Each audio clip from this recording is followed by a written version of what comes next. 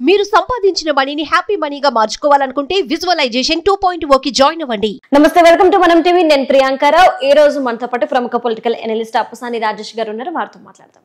నమస్కారం సార్. నమస్తే అమ్మా. సార్, వైసీపీ అధికార ప్రతినిధి వైసీపీకి చెందిన ఛానల్లో ఈ రోజు ఉదయం చేసిన కామెంట్స్ ని ఏ విధంగా చూడాలి అంటే, క్రిందటిసారి వెంకటేశ్వర స్వామి అలిపిరి దగ్గర చంద్రబాబు నాయుడిని వదిలేశారు, కానీ ఈసారి వదలరు, తీసుకెళ్లిపోతారు అంటే వాళ్ళ నైజాన్ని బయట పెడుతున్నారా, లేదా నెక్స్ట్ చంద్రబాబు నాయుడు గారి మీద వాళ్ళు ఏ ప్లాన్ చేస్తున్నారో బయట పెడుతున్నారా? అసలు ఎలా చూడాలి? అసలు జూన్ 4వ తారీఖు రోజు వైసీపీ పార్టీకి ప్రజలు కొర్రుగాల్చి వాత పెట్టారు.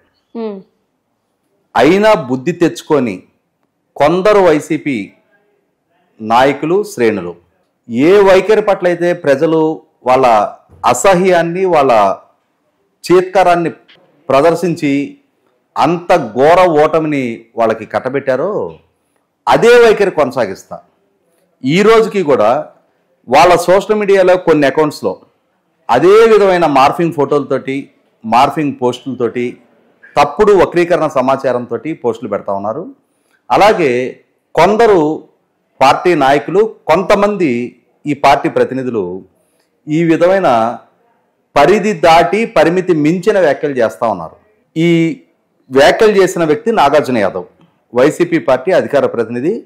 ఈ వ్యాఖ్యలు చేసింది కూడా వేరే ఎక్కడో కాదు, జగన్మోహన్ రెడ్డి గారి కుటుంబ యాజమాన్యంలో ఉన్న సాక్షి మీడియాలో కూర్చొని ప్యానల్ డిస్కషన్స్లో చేసిన వ్యాఖ్యలు ఇవి. అంటే అతను బాహాటంగానే వాళ్ళ అసహనాన్ని, ఉడుకుమోత్తనాన్ని, వాళ్ళకి సిద్ధించిన ఓటమిని జీర్ణించుకోలేక వాళ్ళ అసహనాన్ని ప్రదర్శిస్తూ ఉన్నారు. పెద్దరాళ్ళ కింద చేతులు పెట్టడం అంటారు కదా. ఈ నాగార్జున యాదవ్ లాంటి యంగ్స్టర్, రాజకీయాల్లో ఉజ్వల భవిష్యత్తు, సుదీర్ఘ ప్రస్థానం కొనసాగించాల్సిన యువనాయకుడు ఈ విధమైన వ్యాఖ్యలు చేయటం ద్వారా 100కి 100 పాళ్ళు ప్రభుత్వం సుమోటోగా చర్యలు తీసుకోదలుచుకుంటే ఇమ్మీడియట్గా అరెస్ట్ చేసి లోపలేదగ్గ వ్యాఖ్యాతం చేసింది. గతంలో 2014-19 మధ్య తెలుగుదేశం పార్టీ అధికారంలో ఉన్ననాడు, ఆనాడు ప్రధాన ప్రతిపక్ష నాయకుడిగా ఉన్న జగన్మోహన్ రెడ్డి గారు నంద్యాల ఉప ఎన్నిక సందర్భంగా ఆనాటి ముఖ్యమంత్రి చంద్రబాబు నాయుడు గారిని నడి రోజులో కాల్చేయాలి అని చెప్పని ఒక దుందుడుకు, ఒక రకంగా ఉన్మాదంతో కూడిన వ్యాఖ్యలు చేసిన ఆనాడు చంద్రబాబు నాయుడు గారు పోనీలెమ్మని చెప్పని వదిలేశారు. కానీ అన్ని సందర్భాల్లో అదే రకమైన ఉదాసీనత ప్రదర్శించరు.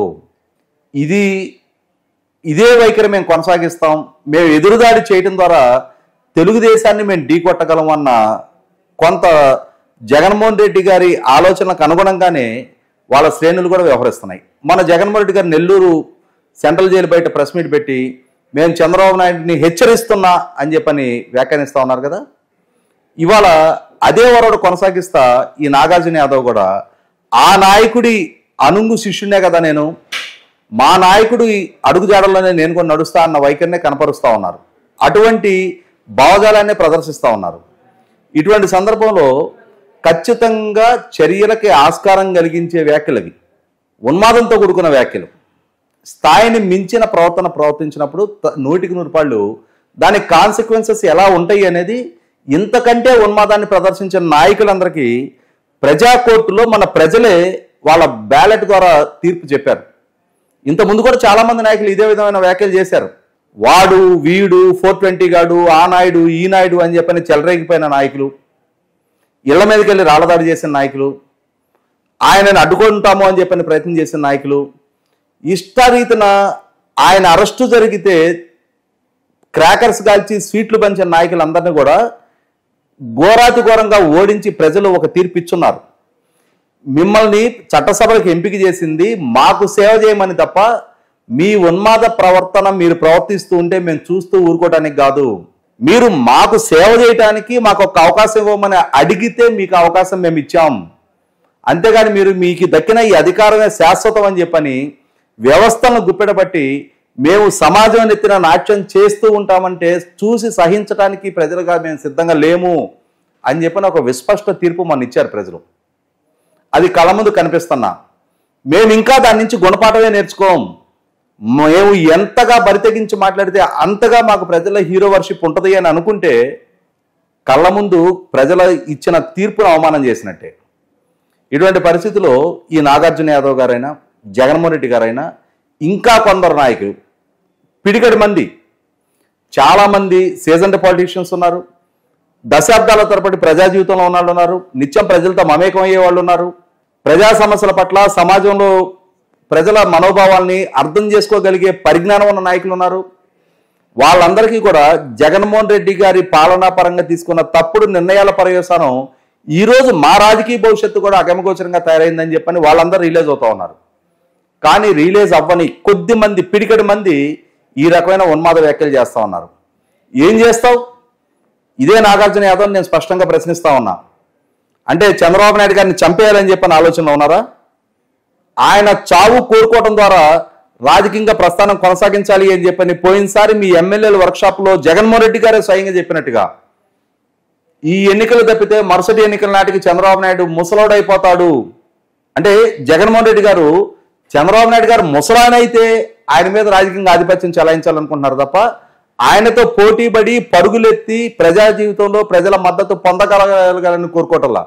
ఇవాళ అదే జగన్మోహన్ రెడ్డి గారు అనుయాయులుగా, అదే జగన్మోహన్ రెడ్డి గారి పార్టీలో ఆయన ఆదేశాలు పాటిస్తున్న ఇటువంటి నాగార్జున యాదవ్ లాంటి వ్యక్తులు రేపటి రోజున రాజకీయంగా మీ భవిష్యత్తుని మీకు మీరే చిదిమేసుకుంటున్నారు.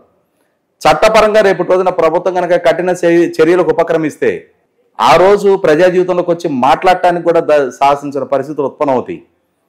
వివేకం ప్రదర్శిస్తారా, విచక్షణతో వ్యవహరిస్తారా, లేదు ఇదే ఉన్మాదాన్ని ప్రదర్శిస్తారా అనేది మీరే ఆలోచించుకోండి. సార్, అంటే మీరు అంటున్న దాని ప్రకారం క్లియర్ గా ఆయన అంటున్న మాటలు చంద్రబాబు నాయుడు గారిని ఇక ఖతం చేస్తాము అని చెప్తున్నారనేసి అంటున్నారు. అంటే వాళ్ళ మాటలు బట్టి ఇదే అర్థం చేసుకోవాలా మనం?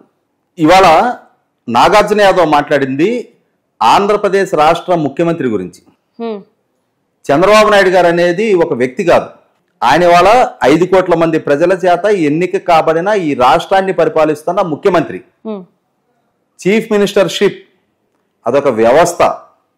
పాలనా పగ్గాలు చేతబట్టి 5 సంవత్సరాల పాటు ప్రజలకి అద్భుతమైన పాలన అందించు అని చెప్పని ప్రజలు ఆయనకు ఒక అవకాశం కట్టబెట్టారు. అంతటి ప్రజా మద్దతుతో ఎన్నికైన నాయకుడి అంతం చూడాలన్న ఈ వ్యాఖ్యలు, ఈ ఆవేశపు ఈ ప్రసంగాలు, ఈ ఉన్మాద తత్వాన్ని ఎట్టి పరిస్థితుల్లో సమాజం సహించడానికి సిద్ధంగా ఉండదు. చట్టపరమైన చర్యలు తీసుకొని తీరాలి. ఇటువంటి వ్యక్తుల్ని మొక్కగా ఉన్నప్పుడే తుంచకపోతే రేపు మానుగా పెరగడానికి ఆస్కారం ఉంటుంది. గతంలో జగన్మోహన్ రెడ్డి గారు ఎప్పుడైతే నంద్యాలలో చంద్రబాబు నాయుడు గారిని నడిబజార్లో కాల్చాలి అన్న రోజే కనుక జగన్మోహన్ రెడ్డి గారికి చట్టం అంటే ఏంటో రుచి చూపించున్నట్టయితే గత 5 సంవత్సరాలు పాలకుడిగా ఆయన అదే ఉన్మాదాన్ని పాలకుడిగా కూడా వ్యవస్థను గుప్పెడబట్టి ప్రజల మీద అదే అధికార దర్పాన్ని ప్రదర్శించడానికి ఆస్కారం ఉండేది కాదు. చట్టపరంగా ఎదురయ్యే కాన్సిక్వెన్సెస్ ఏంటనేది రుచి చూయించున్నట్టయితే చంద్రబాబు నాయుడు గారినో పవన్ కళ్యాణ్ గారినో మిగిలిన మీడియా సంస్థలను ఇష్టరీతిన చెలరేగిపోయి వ్యక్తిత్వానికి పాల్పడటానికి ధైర్యం చేసే సాహసం ఉండేది కాదు. చట్టం అంటే ఒక లెక్కలేనితనం ఏర్పడ్డ కారణంగానే జగన్మోహన్ రెడ్డి గారి వాళ్ళ ఆయన పతనమైందే కాకుండా ఆయన్ని నమ్ముకొని పోటీ చేసిన 164 మంది శాసనసభ అభ్యర్థుల రాజకీయ భవిష్యత్తును చిదిమేశారు.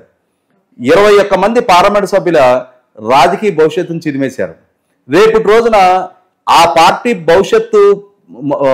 పార్టీ మనుగడ భవిష్యత్తులో సక్రమంగా కొనసాగటమా లేదనేది కూడా జగన్మోహన్ రెడ్డి గారు ఎంపిక చేసుకోబోతున్న ఆయన రాజకీయ విధానాలు, ఆయన అనుసరించబోయే ఆయన నడవడిక, ఆయన వ్యవహార శైలి మీదే ఆధారపడి ఉంటుంది.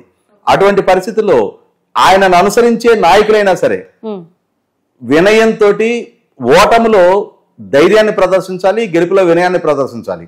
కానీ జగన్మోహన్ రెడ్డి గారు గెలుపులో లేని తామసాన్ని ప్రదర్శించారు, ఓటమిలో ధైర్యాన్ని ప్రదర్శించాల్సిన దగ్గర ఇవాళ నాయకుడిగా జగన్మోహన్ రెడ్డి గారు సభ నుంచి పారిపోతా పిరికితనాన్ని ప్రదర్శిస్తుంటే ఆయన శ్రేణులు లేని ఉద్రిక్తతలు సృష్టించే ప్రయత్నం చేస్తున్నారు.